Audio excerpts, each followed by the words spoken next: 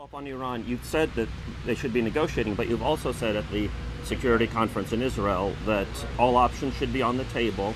Isn't that an implied threat that violates international law? That's part one. Far from it. I think that this is a situation with Iran where the use of diplomacy and the smart use of diplomacy has a significant chance of success. There's no way to know ultimately whether it will be successful without doing it.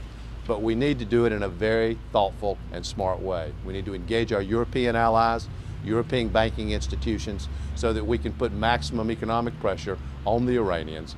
And we need to do everything in our power to get the Russians and the Chinese to participate. That'll be more difficult than the Europeans. You also said at that same conference, once Iran goes nuclear, other nations in the Middle East will go nuclear, making Israel's neighborhood much more volatile. Senator, doesn't Israel have nuclear weapons, and doesn't that create volatility? And doesn't it cause resentment? That's part one. Doesn't Israel's possession cause volatility? And part two, doesn't the U.S. cause resentment by not acknowledging it? The U.S. government has never acknowledged that Israel has an asset nuclear arsenal, which it does.